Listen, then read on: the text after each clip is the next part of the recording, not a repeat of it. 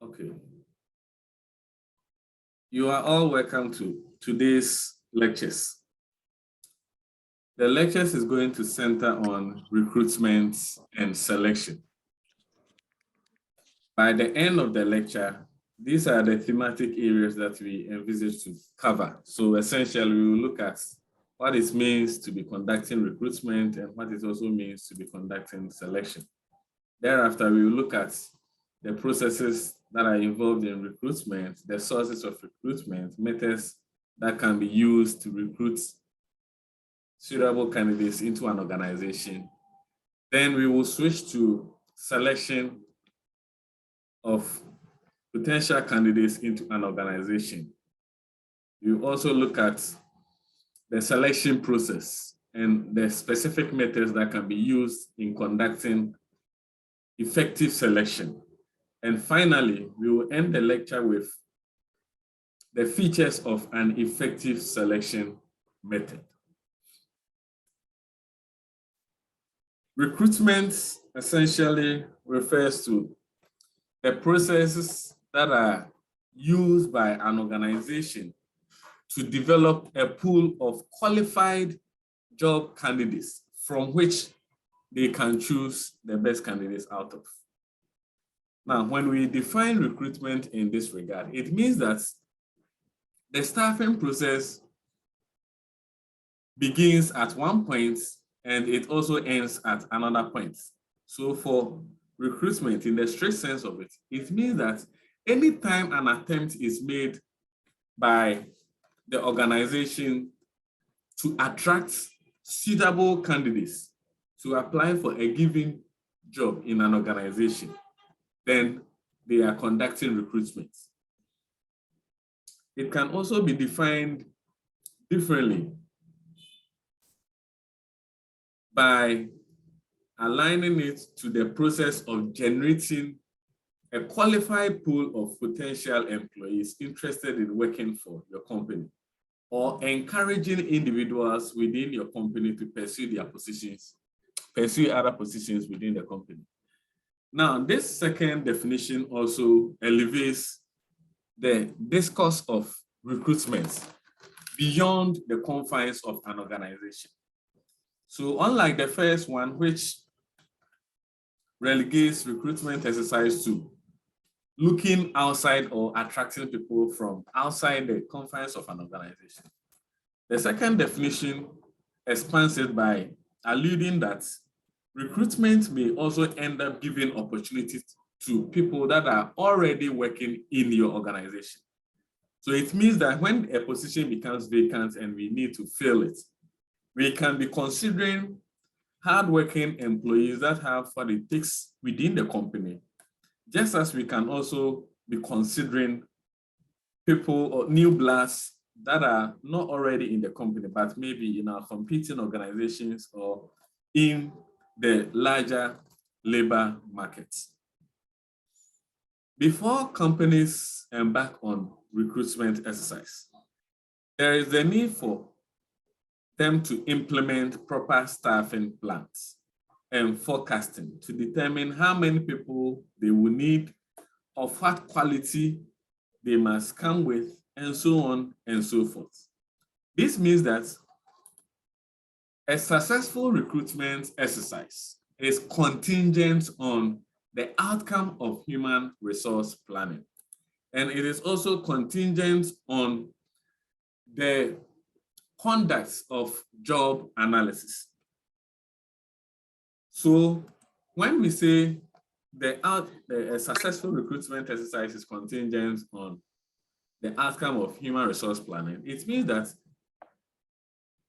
in the course of conducting human resource planning, the HR will become furnished with information on what we construe as human resource plan. And in this human resource plan, there will be some action plans that have been stipulated as being required to be carried out. And some of these action plans may require that we recruit more people into the organization in order for us to be successful in attaining our set objectives. it may also require that we conduct maybe some form of training and development interventions. So when this action plan is codified in the staffing plan of the organization, then it can become the basis for the conduct of this recruitment exercise. In the same vein, I am saying that a successful recruitment activity is contingent on the conduct of job analysis.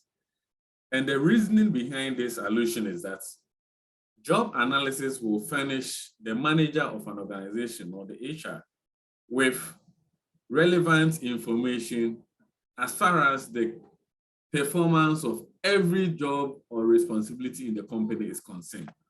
So in I think my first or second lecture, I made reference to the outcomes and the uses of job analysis information.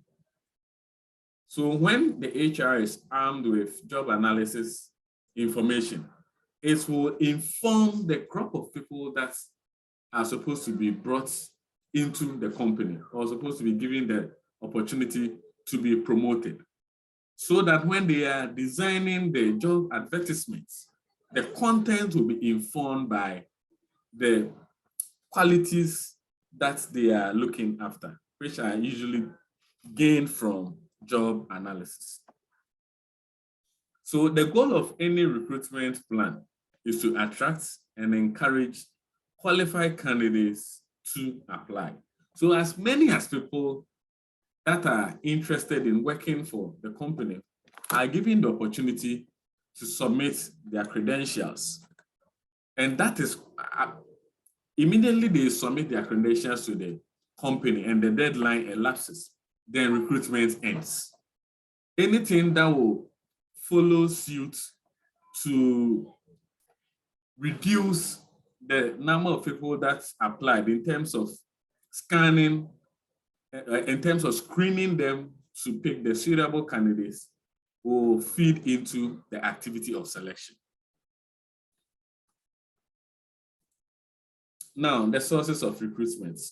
Generally, there are two main sources, whether you are recruiting from within the company or outside the company.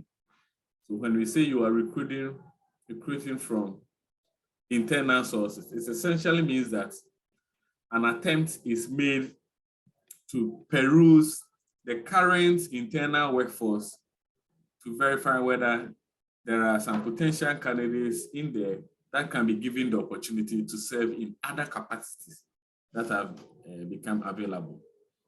Now, in sharp contrast, external sources as an avenue for recruitment means that we are looking outside the organization, and outside could be targeting competing employees in competing organizations, targeting universities that churn out quality human resources, or targeting any person that is in the general labor market to give them the opportunity to come and serve. So when we start attracting individuals outside a given company to apply for a portfolio that is now available, then we are considering the external sources. So in details, internal sources may be considering job postings where an individual is posted to another, to perform another responsibility in the same organization. It could also take the form of promotion, which is amounting to job enrichment. And that will mean that the person will be entitled to some increment in their salary, as well as some additional allowances that comes with the performance of this new responsibility. And it could also take the form of transfers, where an individual is transferred from their current job that they are performing to another portfolio in the same organization. It could also be employee referrals, whereby your supervisor recommends you to the hiring panel for consideration because of the skill sets that you bring on board. And it could also be construed as re-recruiting former employees and applicants. And this usually is the case in companies that periodically embark on massive redundancy programs or retrenchment programs. And so when they are coming back to operate on full scale, then they give opportunity to the individuals that were placed on the redundancy program for them to be rehired again. And this is very, very common. The recruitment is very, very common in the mining industry. So what are some of the benefits that a company stands to gain when they decide to recruit from internal sources?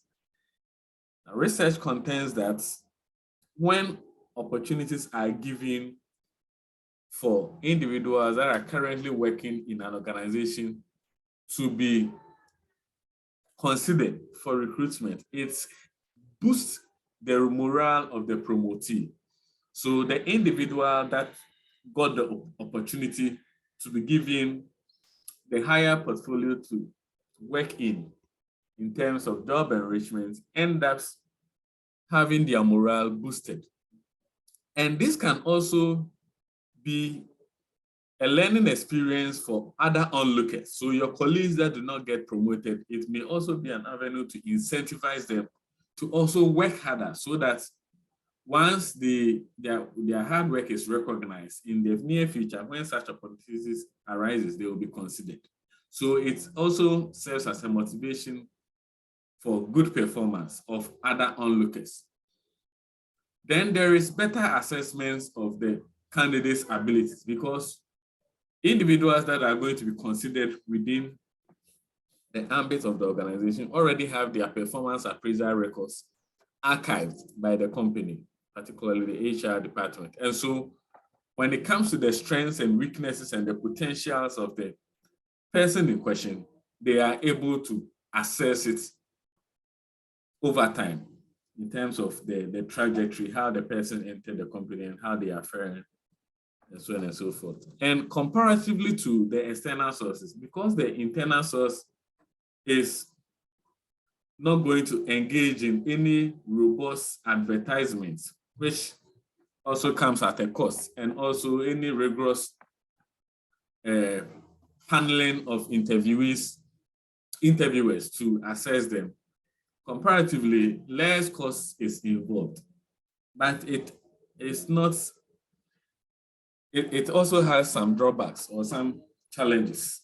And one of the possible challenge is that it is likely, or it is possible, that morale of those that are not promoted may be dented. So assuming 2 or 3 people were competing for the position that is in question, and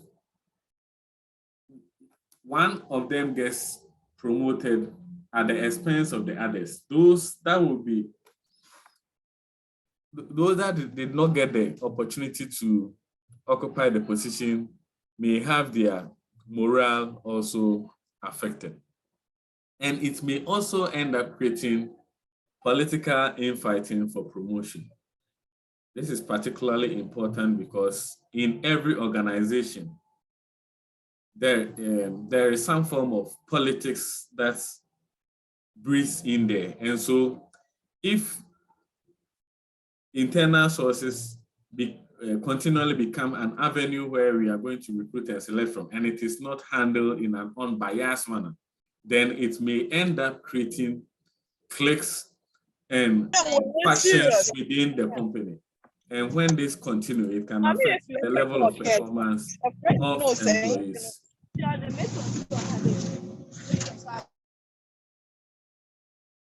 Okay. Now, so external sources. External sources of recruitment may take several forms, even beyond the labels or the teams I've listed over here. So a typical external source could be university platforms or universities that are churning out graduates. And these days, what's most companies do is that they attend the career fair or career days of usually that are run by the SRC and the university.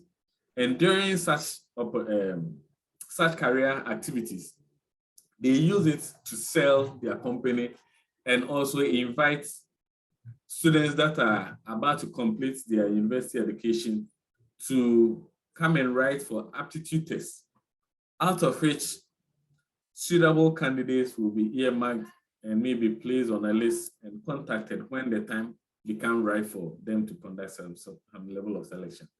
So university is also an avenue.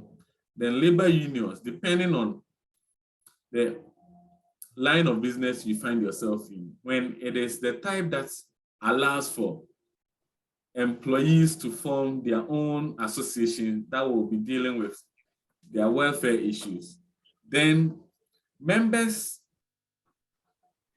that are in need of specific categories of employees can put it at the doorstep of their union members to see whether a member of the in the union may be right for such a job portfolio. The media sources, and these media sources can take the form of the print media and online media. And essentially, these avenues are used to advertise the positions that are vacant or that needs to be filled in the organization. Then employment agencies. And these are third-party organizations that are primarily set up to assist other companies that are in need of human resources to work for them. And so they act more or less like outsourcing agents. And their prime role is to assist in companies to recruit and select suitable candidates into it.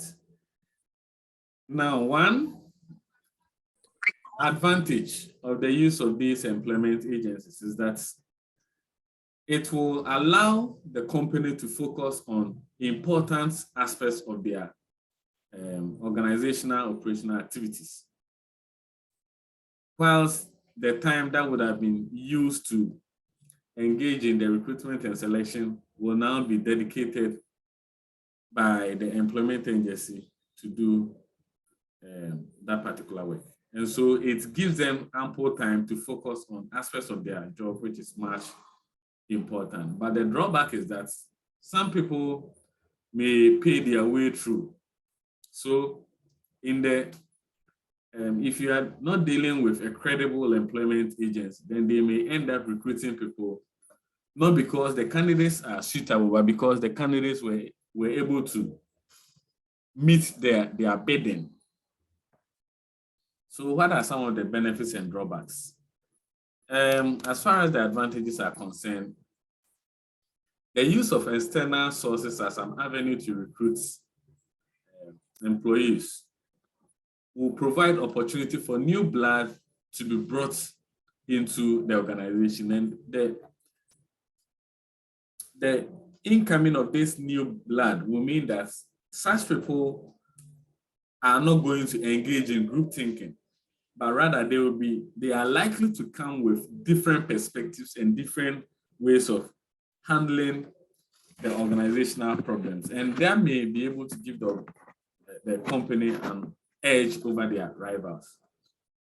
And when you also compare the external source of recruitment to that of the internal source, the external source has the potential to create a large pool of applicants, a very large pool, because the external source has no limits.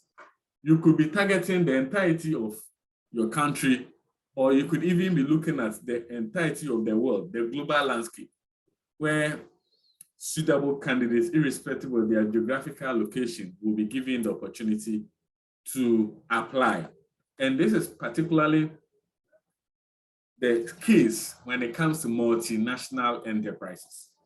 So a multinational enterprise in Ghana may end up soliciting for applications from individuals as far as Papua New Guinea or Australia, and so on and so forth. So the external one gives you a larger pool of applicants from which you can screen them down until you arrive at the ones that you think have what it takes to make your organization successful.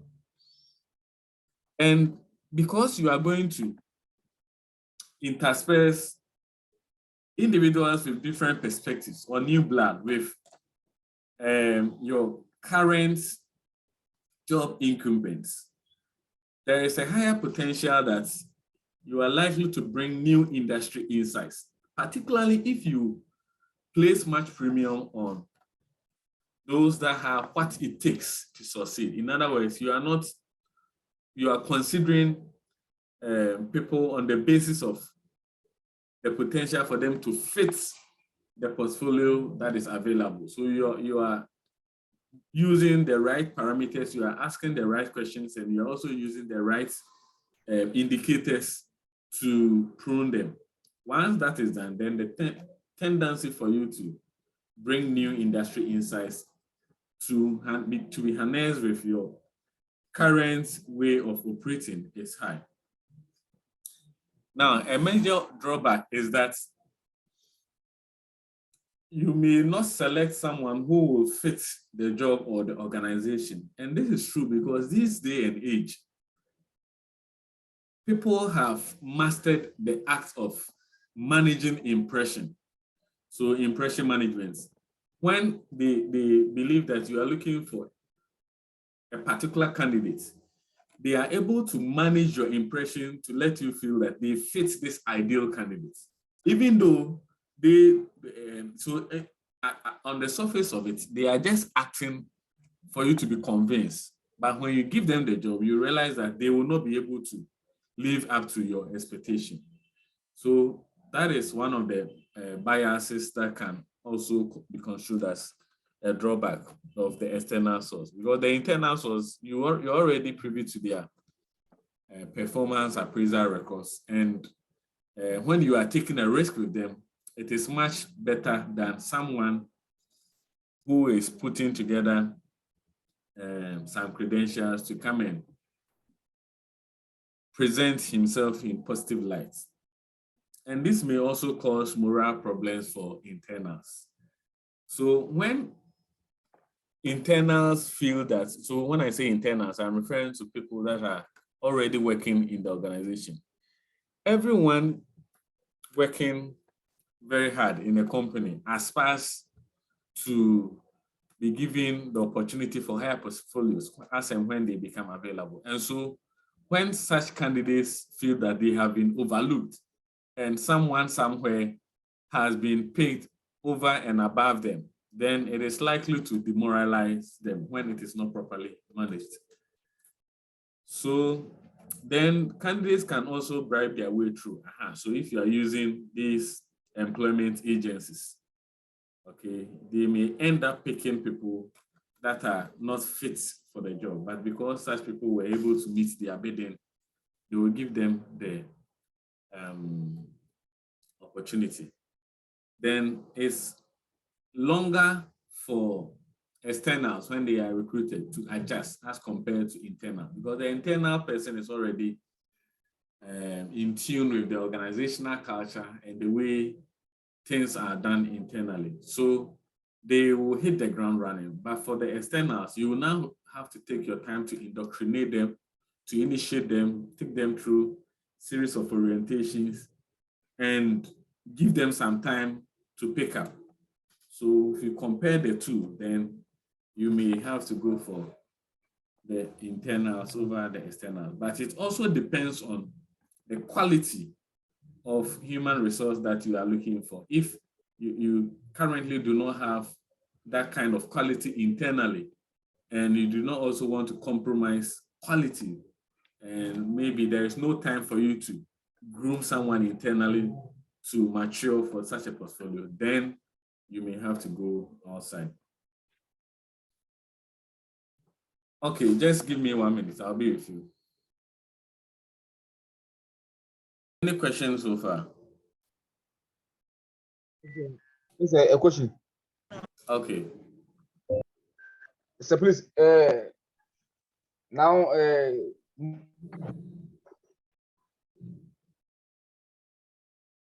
Hello. Alpha, are you speaking? Most of these have taken the work of the HR.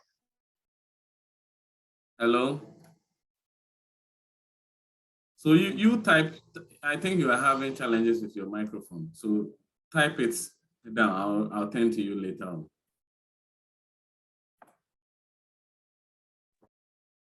All right. So now let's look at selection. Comparatively, whereas recruitment attempts to generate a large pool of qualified job applicants for a vacancy in an organization, selection actually employs some level of screening techniques to pick the best candidates out of this pool that will be generated. So recruitment precedes selection. Without recruitment, you cannot conduct selection. And immediately recruitment ends, we commence selection exercise. So a big distinction can be made between recruitment and selection. Recruitment just creates a pool for you, the pool from which you are going to pick these candidates from, and it ends there. But the selection means you are actually using some laid down criteria to screen and pick the suitable candidates for a given job.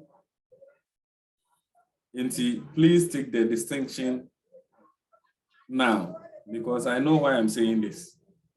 Usually when you ask students to explain selection, they end up explaining recruitment. In the same way, when you ask students to explain recruitment, they end up blending recruitment and selection. And by the way, next week, we will have our first quiz. So we will talk about it towards the end of the lecture. Now, so that is about selection. There are,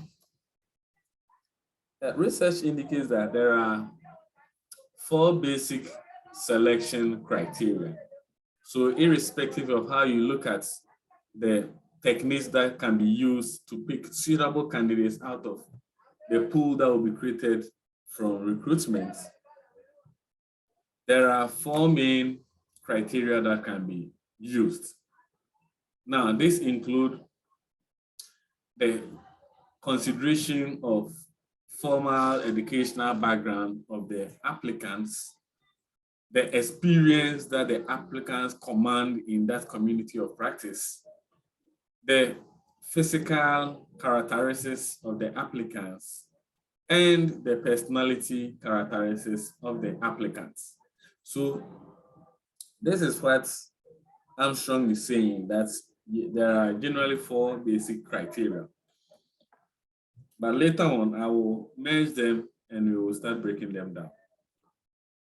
So let's consider the selection process, then we'll come back to the criteria and explain it in great details. So once recruitment ends, it is necessary for selection activities to be carried out in order to pick the suitable candidates that will match the needs and the expectations of a given job. The first aspect of the selection process begins with the review of applications and resume. The review of applications and resume.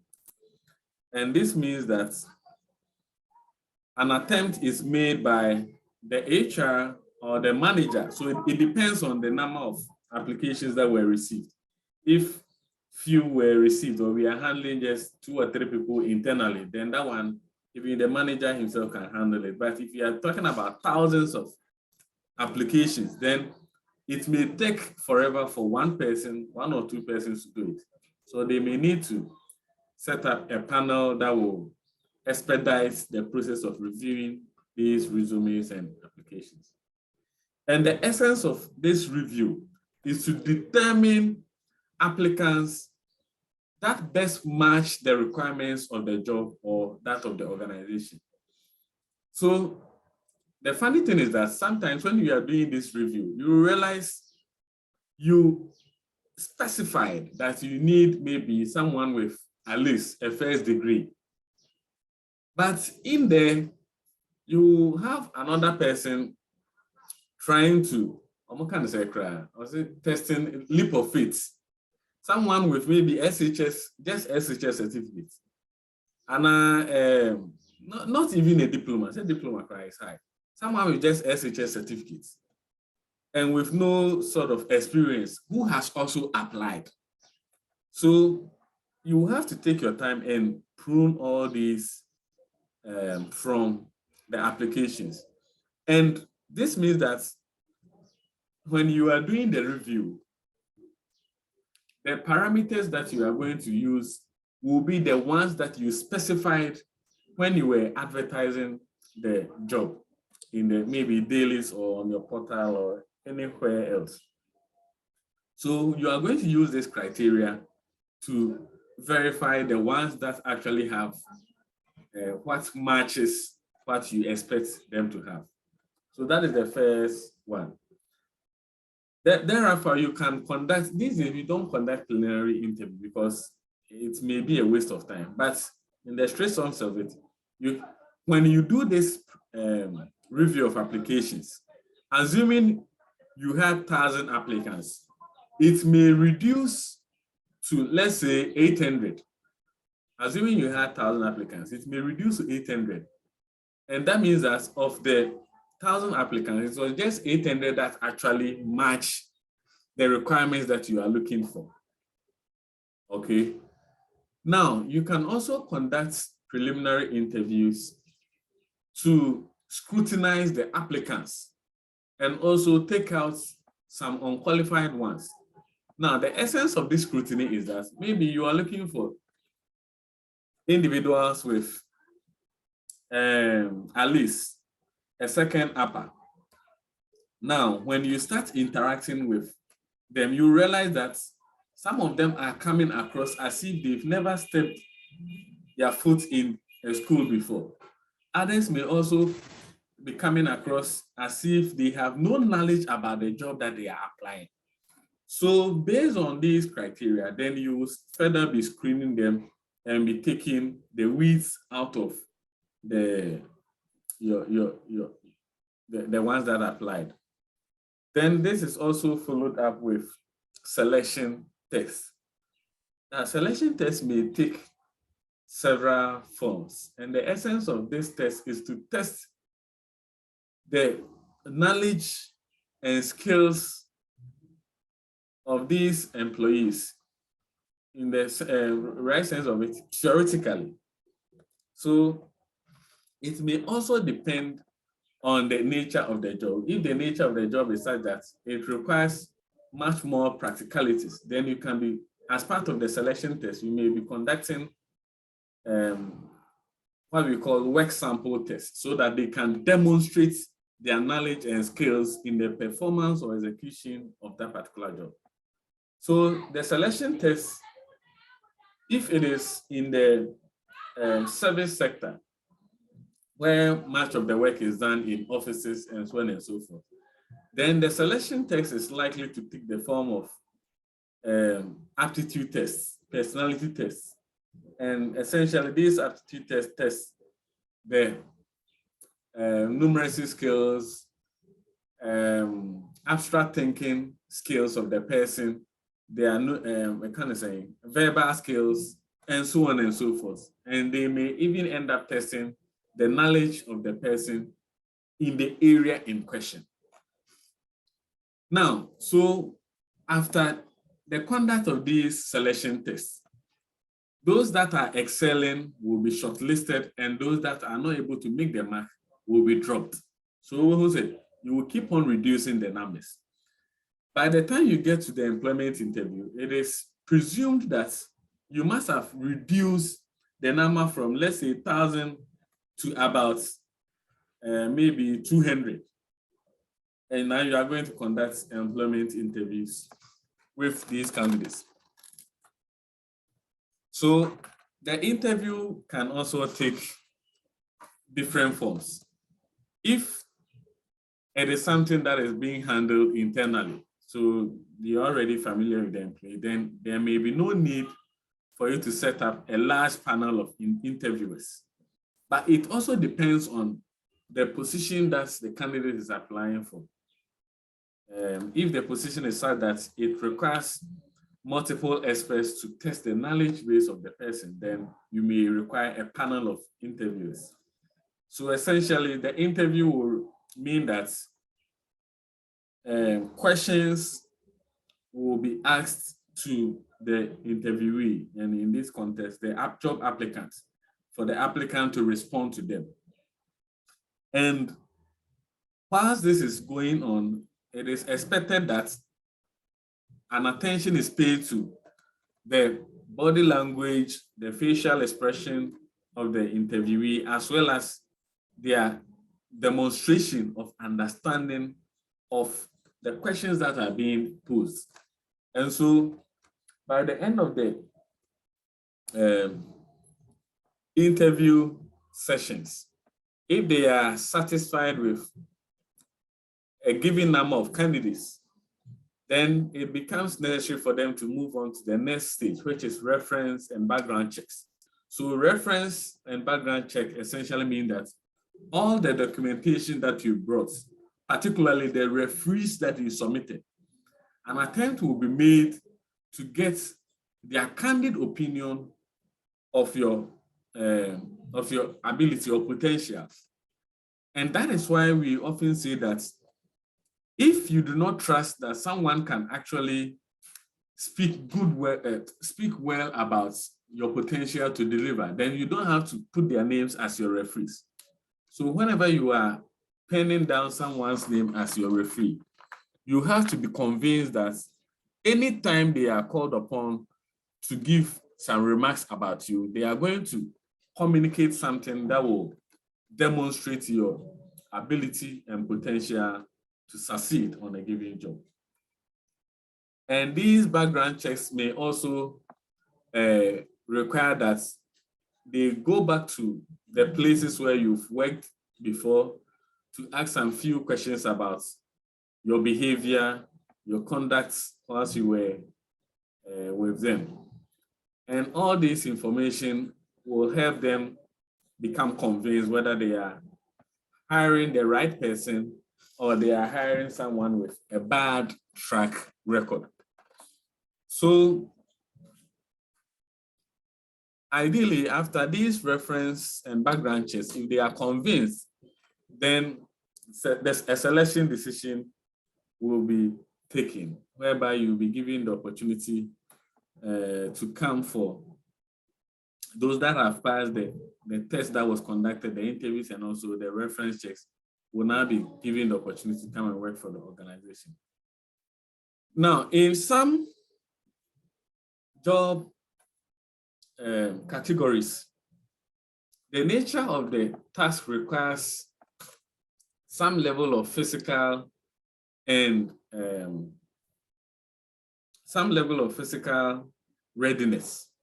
And so it may require that they do physical examination.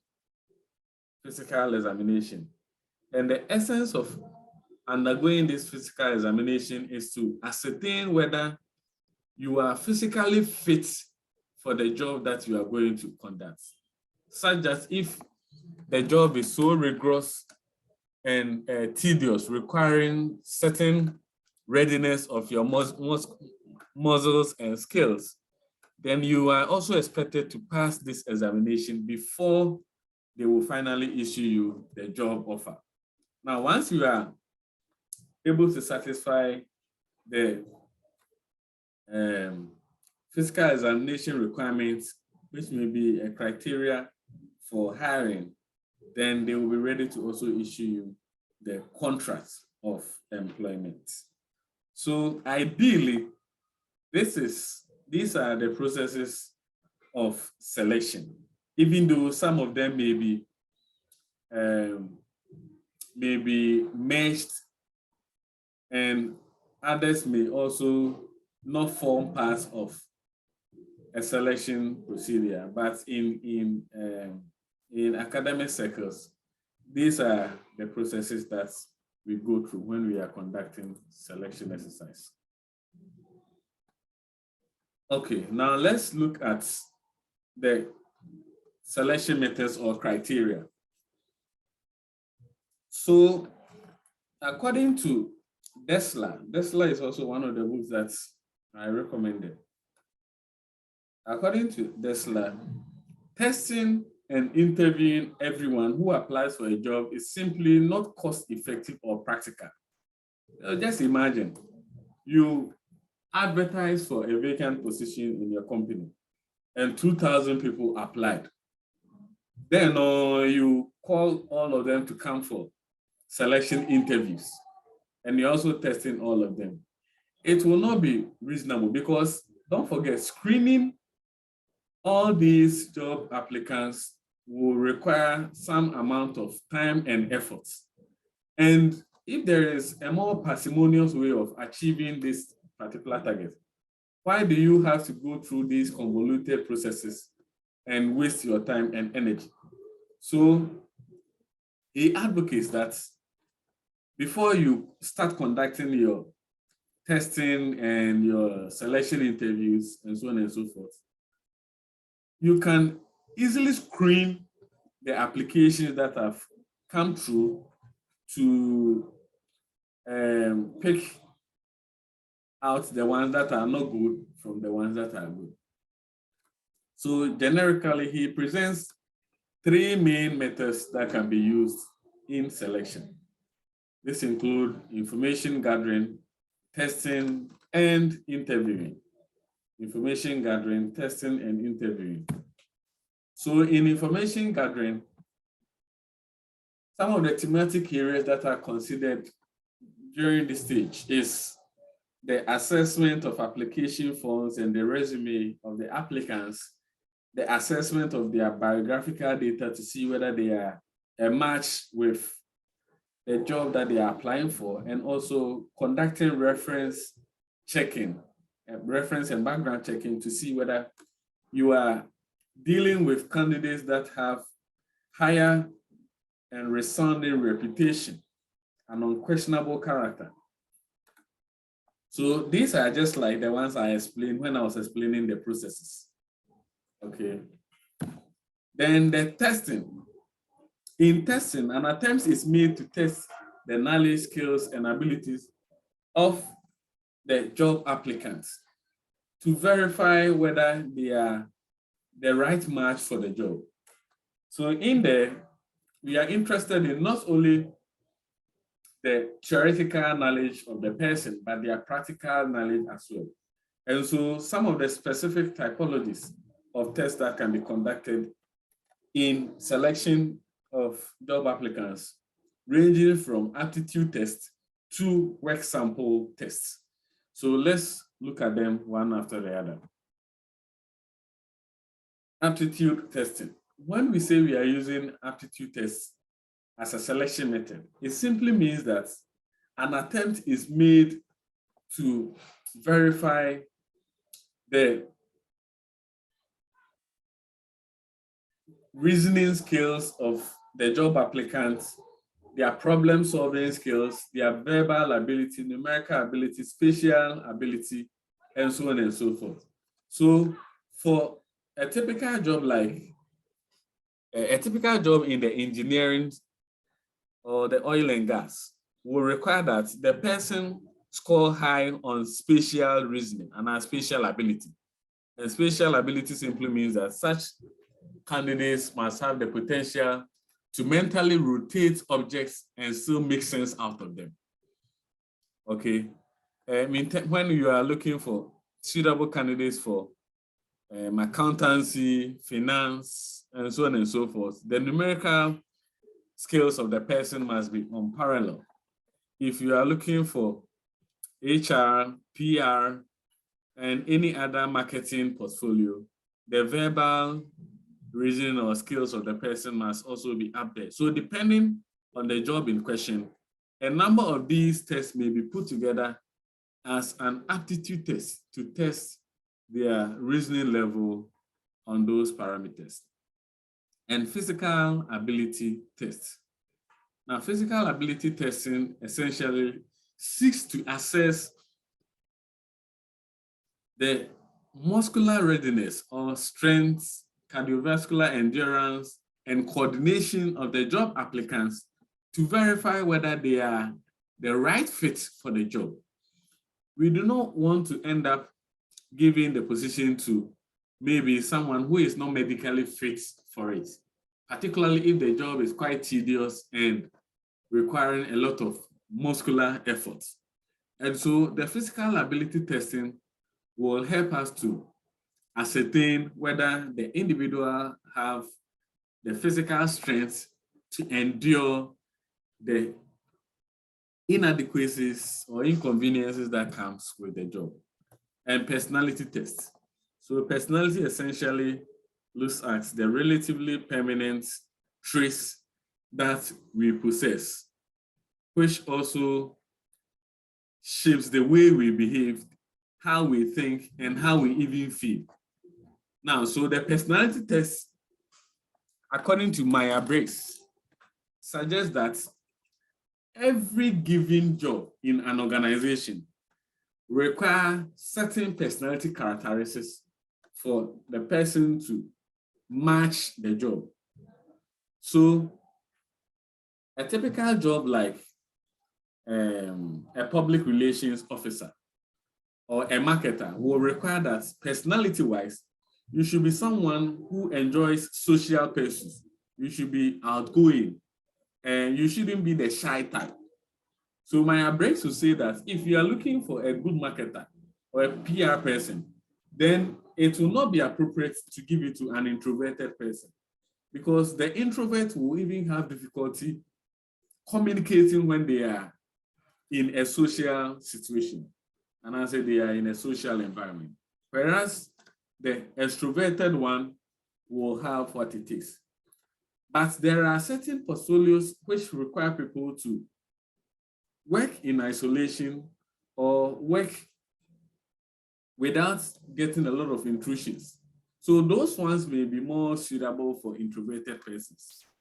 When it comes to, let's say, security services, Myers-Briggs will say that because such professions require people to be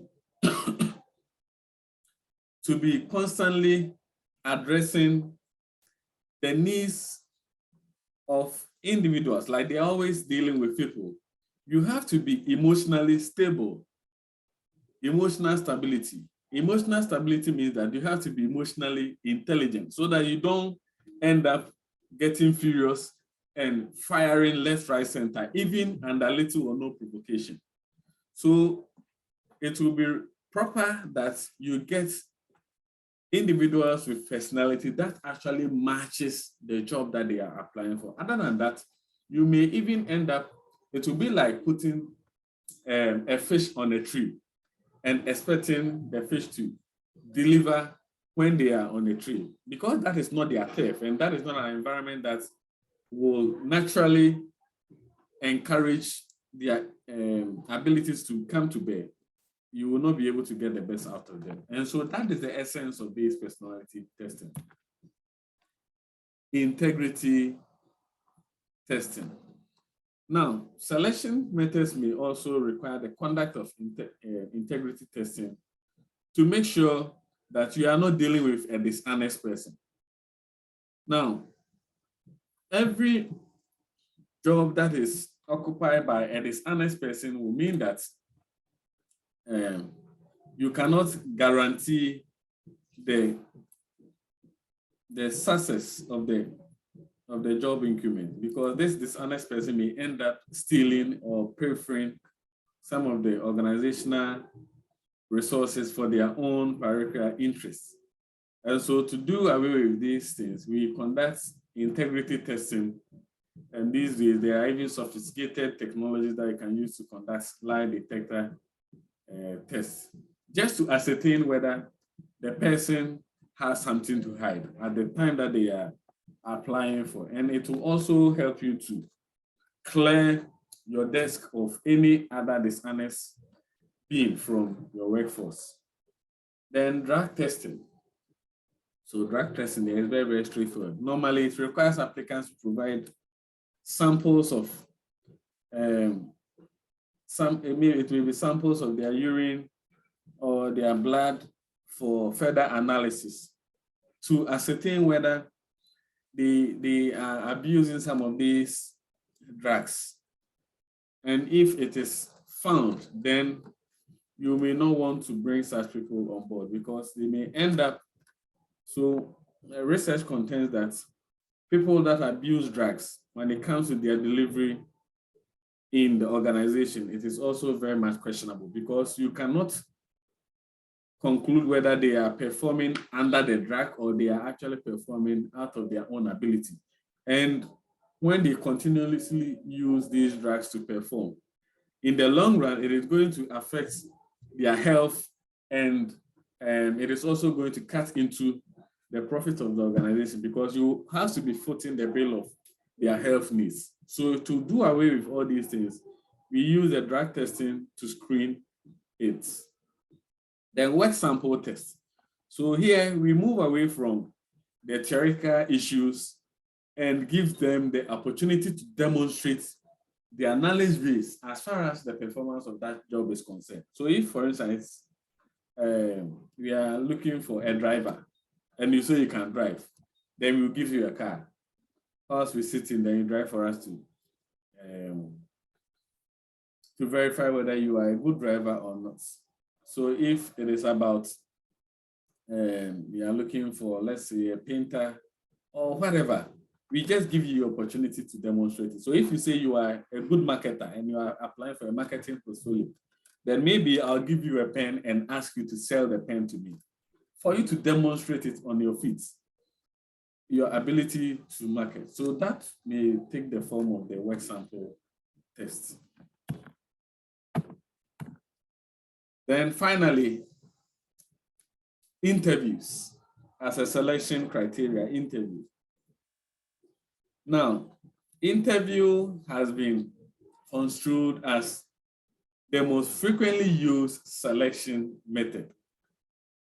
And the interview occurs when applicants respond to questions posed by the manager or some other organizational representative, so the interviewers. And when we are having more than one interviewers, we call them panel of interviewers. Usually, the composition of this panel is made in such a way that it will have in there people that are knowledgeable about the job in question so that such focused question can be asked. Then people that are also there to check, pay attention to the body language, facial expressions, and the mannerism of the person in question. So that person may even have a psychology background to ascertain whether the person is being truthful or they are actually speaking under pressure. And that is why maybe some of those mannerisms are showing up. Then it may also have the manager in question and so on and so forth. And typically, the questions that are posed will be coming from the CV that you have submitted. And that is why we say that if there is something that you cannot defend, don't put it on your CV. So maybe you've put on your CV that you obtained first class, and I say you got all A's in your subjects. And now you are you can work under pressure. Like you put all sort of things over there. When it gets to the interview sessions, they are now going to peruse, go through your documents one after the other. Your file transcripts. Then they will be asking me, so you did introduction to human resource management. Okay. So what is human resource management? Then that is not a time for you to fumble. You should be able to say something. If you put over there that you got first class, then the level of performance that you put up there should also match that of a first class candidate. So ideally, the panel will usher you gradually into the interview sessions with questions from general and later to particular or specific. The general ones are the ones that will kind of help you relax and feel at home, whereas the particular or specific ones are the ones that will be testing your knowledge. Okay. All right. And based on your scores across these parameters, so from this testing that will be conducted maybe during the aptitude, and your scores over here, they may use it as the basis of hiring or not hiring you. Now, the features of an effective selection process. According to Armstrong, there are 4 main features that can be used to evaluate an effective selection process. And what are these features? It includes person-job fits. That is, if the selection is able to match the one that was hired to a position that actually requires their knowledge, skills, and abilities. Then reliability, validity, and unbiasedness. So let's quickly look at them. Person-job fits. Person-job fits essentially refers to the degree to which there is a good match between the characteristics of a potential employee, such as their knowledge, skills, values, and the requirements of the job. So when we say a selection process or a selection exercise has been successful, it means that when we juxtapose the knowledge, skills, and abilities of the job applicants with the job that they are currently doing, we are able to see a clear match such that the individual is not struggling to deliver on the job. In other words, we ended up picking someone who is more qualified and suitable, and also having enough experience to hit the ground running. That will be the first criteria, which is person-job fit. But if the selection criteria end up giving the position to maybe a family member or a friend who does not actually have the requisite knowledge, experience, and educational attitude, but because of the family bloodline running in their veins, we've given them that opportunity. And when you give them the job to do, they are struggling to do it, then we haven't achieved person-job fit. And so on that basis, we cannot say the selection process was what? Effective.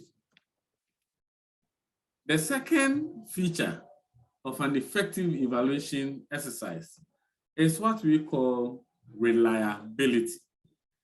So the reliability criteria essentially seeks to ascertain whether the selection measure or the instrument that we are using to conduct the selection yields consistent results over time or across raters.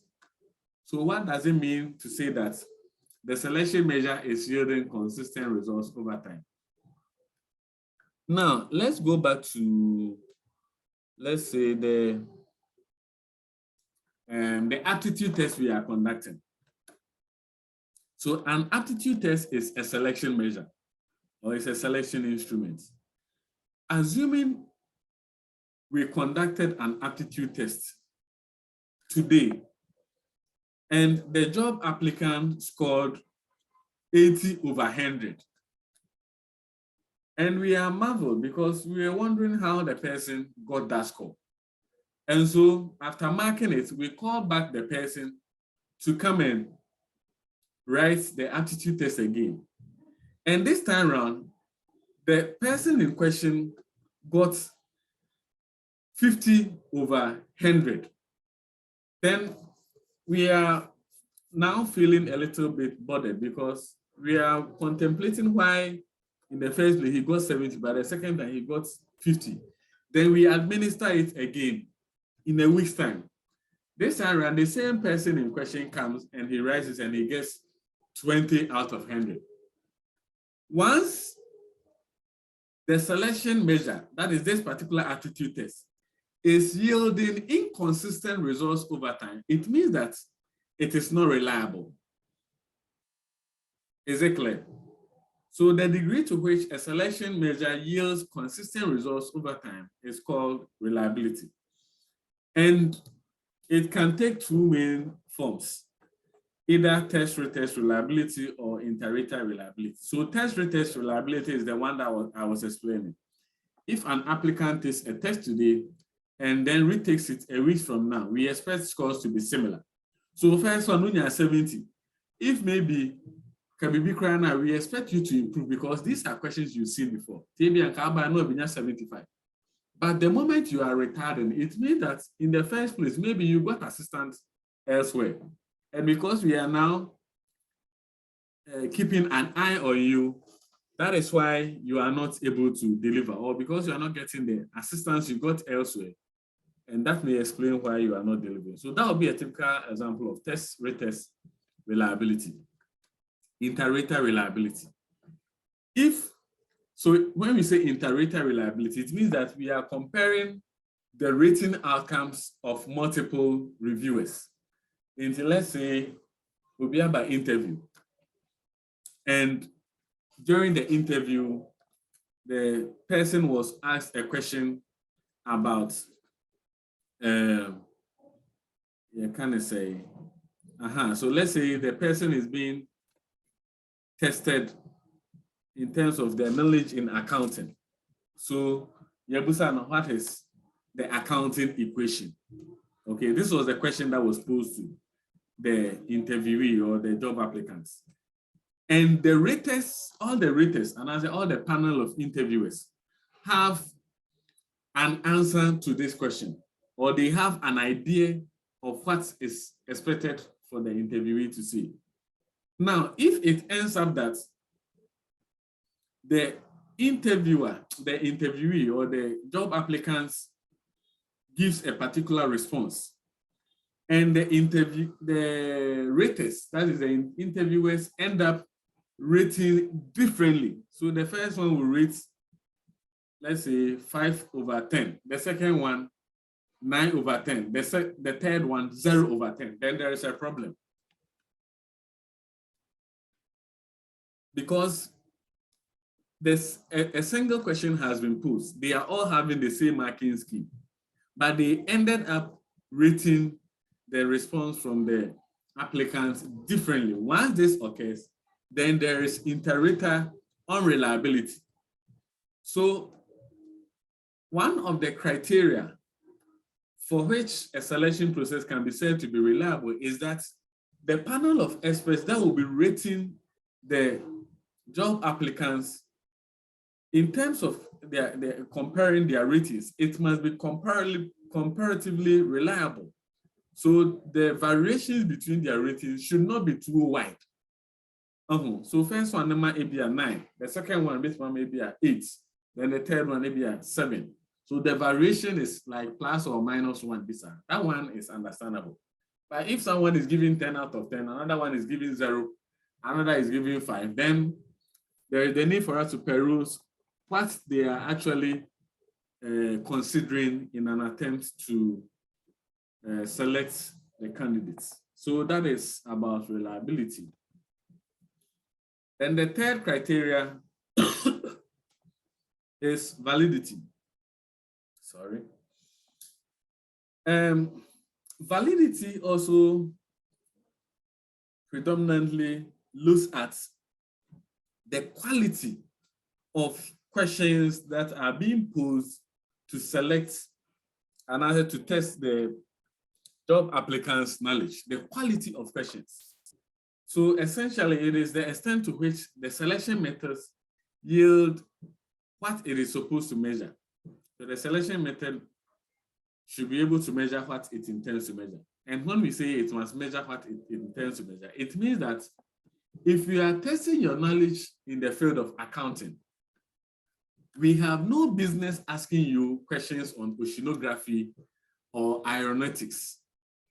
Okay, if you are testing your knowledge in, let's say, numeracy skills, then we expect some numbers to be thrown in intermittently, but we don't expect to be doing subject-verb agreements, arguments, and so on and so forth.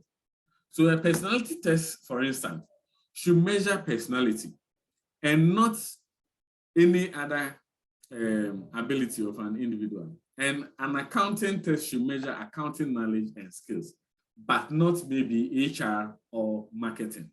So anytime a test measures what it measures, and as a selection method ends up measuring what it is measuring, then we say the method is valid.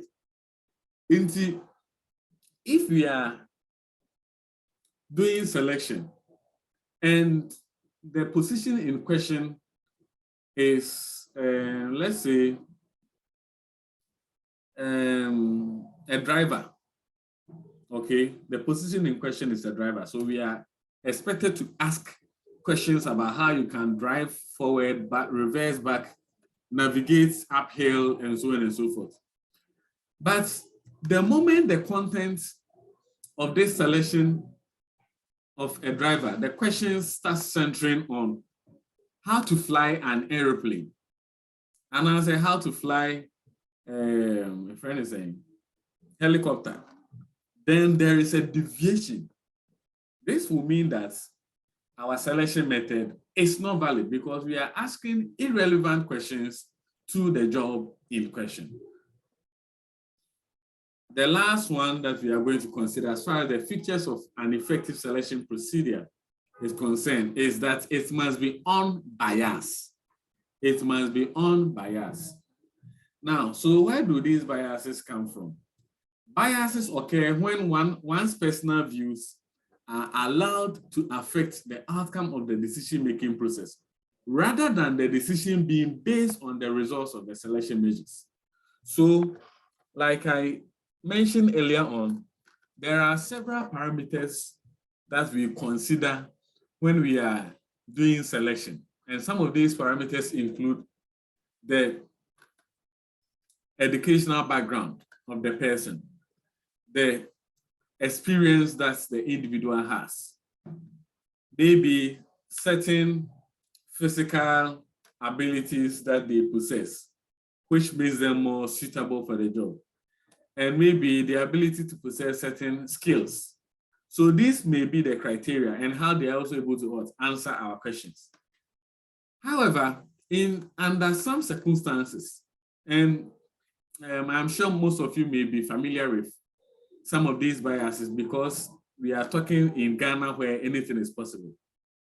Sometimes you meet a panel or one of the panel members who will be using a different criteria altogether, as opposed to the ones that has been listed as the yardstick of considering the suitability of the candidates. So anytime some of these things occur, then biases have what occurred. And at this level, I'm going to introduce you to just 4 types of biases.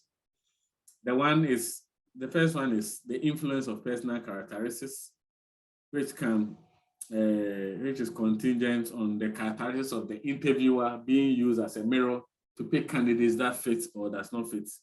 Then contrasting effects, halo effects, and lastly, impression management. So let's look at them one by one. Now, personal characteristics bias, and that's a personal characteristics error. When a person's attractiveness, age, or gender is used as the basis of selection, instead of the parameters that have been set out by the selection panel, then we say personal characteristics error has occurred, and I say personal characteristics bias has occurred. The typical example is that we are looking for a candidate for our organization, and of the 10 job applicants that were shortlisted, one of them is very, very attractive. Now, we will ask all of them the same questions and they are all excelling except for the one who is attractive. But despite the performance of the other participants, we dwell on the attractiveness of the person to pick him. Once this happens, then we say a bias has occurred. Then this one is personal characteristics bias. So that is how it occurs, the personal characteristics bias. And usually, when some of these criteria, such as attractiveness, age, or gender, is used as a criteria of picking the candidates instead of the ones that was earlier on earmarked, it means that one of the panel members, or maybe the panel members have their own stereotype that they want to entrench. And so anytime they see individuals with some qualities, physical qualities in terms of their attributes that matches their stereotypes, then they give them the opportunity. And any other personal qualities that does not fit their stereotype will be relegated to the background. Now, the second type of bias that can occur is what we call contrast effects. Contrast effects. So in contrast effects, what happens is that the selection panel uses the evaluation outcome of the first candidate that they will assess to as a benchmark to evaluate the subsequent job applicants. Now, this is problematic because as a selection panel, you must have your own criteria before you invite people to come for the selection exercise. And so if you get influenced by the qualities and the outcome of the first candidates, and you put aside your criteria and use the first candidates' qualities and their performance outcome as the benchmark to evaluate the subsequent ones, you will not be favoring the subsequent ones. So that is what contrast effects means. It simply means that you are using the initial candidate that was evaluated as a benchmark to contrast all the subsequent job applicants that you'll be evaluating.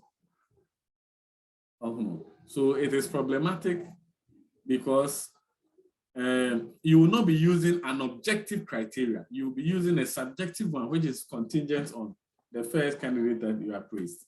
So let's consider this example.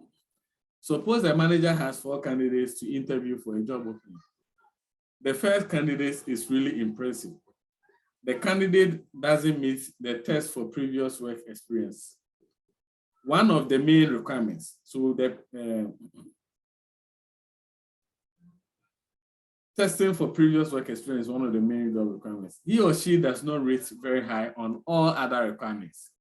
If the manager judges the remaining candidates based on the first candidate's high rating, so the manager is now going to put aside on one criterion and is going to use the high rating of the first criteria on most of the selection measures, then contrast effects has occurred.